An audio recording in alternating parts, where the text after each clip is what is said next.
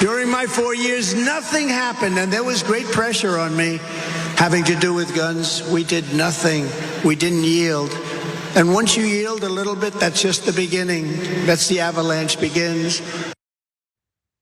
That was just last week, and that is Donald Trump bragging about the fact that he did nothing as president when it comes to guns, which is basically true. He did almost nothing, despite, as he says, facing great pressure. Now, he doesn't want to go into detail about what that pressure was and why it existed, but spoiler alert, it's because hundreds and hundreds and hundreds of mass shootings happened while he was president. And there were a bunch of people whose lives had been ended, but then also people whose lives had been ruined because their family members and friends had been needlessly torn away from them, that thought, hey, maybe we should do something to stop this from happening again. Sounds bad when you put it that way. So let's just say he was facing pressure, and you know what? He stood up to it. He did nothing. And he's not alone in that. Most politicians do absolutely nothing in the face of mass shootings. So it's a problem that wasn't solved. So what do you know? It remains a problem.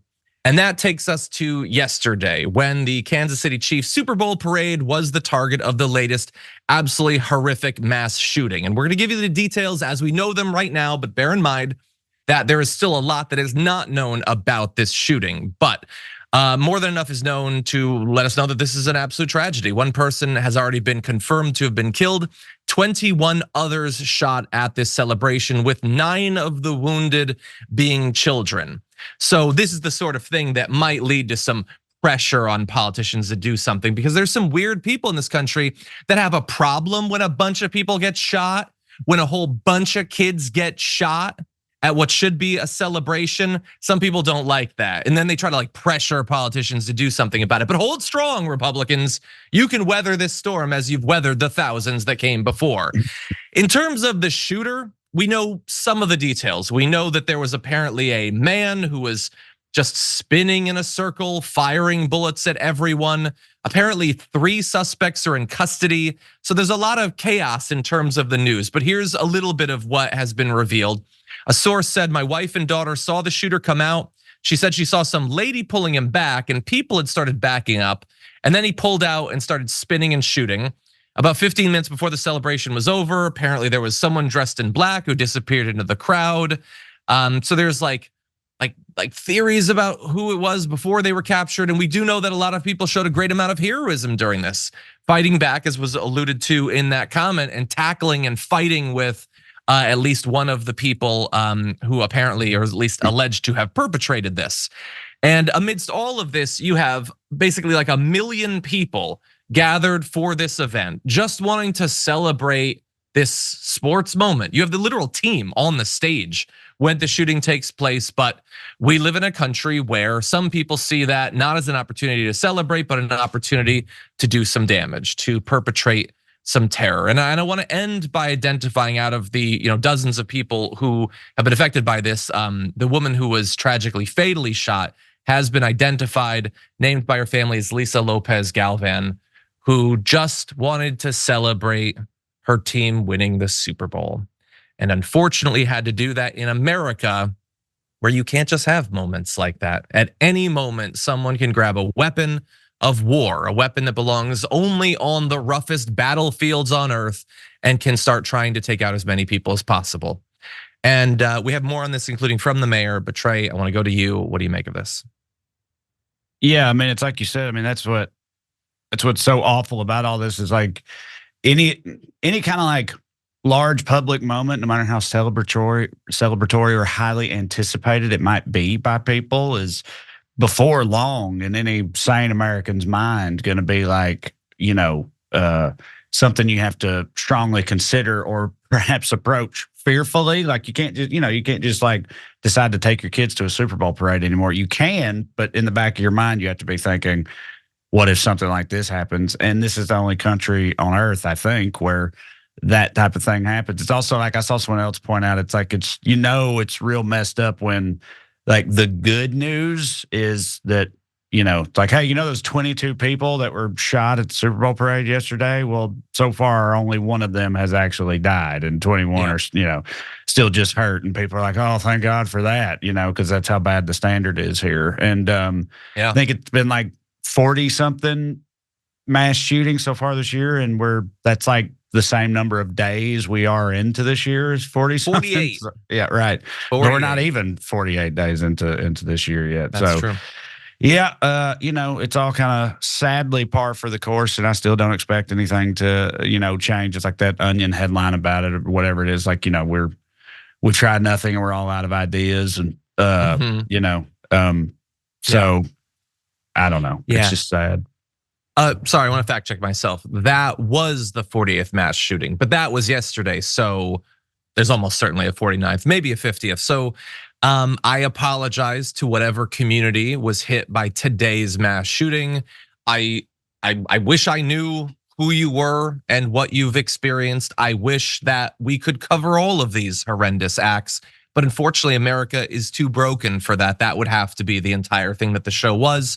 So, those who are suffering today, apologies. We have details on yesterday, so that's unfortunately what we're gonna have to focus on. I will say, because people are asking, where were the good guys with the guns? Well, there were a lot of, quote unquote, good guys with guns there. There were 800 police officers, which is objectively a lot of police officers. Now, bear in mind, there's a crowd of 1 million people, which has to cover, a significant portion of the entire area. And the mayor had this to say about the fact that you had all this security and yet an attack like this still happened. Said, that's what happens with guns. We had security in any number of places, eyes on top of buildings and beyond, and there's still a risk to people. And I think that's something that all of us who are parents, who are just regular people living each day, have to decide what we wish to do about it.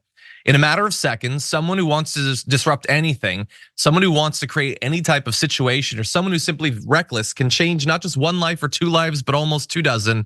And that to me is absolutely devastating. And yeah, I think that's totally true. It would be great if just having 800 cops there stopped gun violence. It doesn't. There's 1 million people. You can take a gun, you can put it under your jacket, you can get into the crowd, you can start killing people. And by the way, it makes such a mockery of the impotent arguments that the right would use to try desperately to save guns and the gun manufacturers.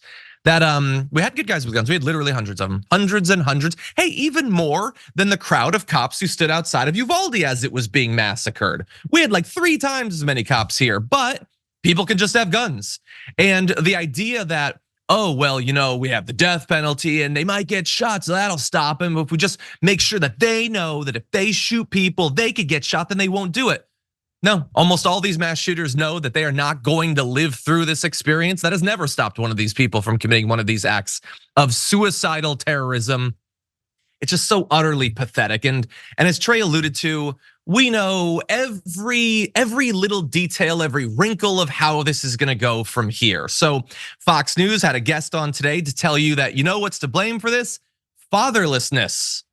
Focus on the lack of fathers. Don't do anything about the guns or anything. Make sure that the next terrorist can get just as deadly a weapon as they want. Go talk about dads or something. And they also spent time attacking Joe Biden because Joe Biden apparently is going to have a press conference to talk about gun control, and they're mad about that. They are objectively more mad about that than about the fact that these people were shot. But honestly, I don't even know why they're mad at Joe Biden for having the press conference, because it's not gonna lead to anything.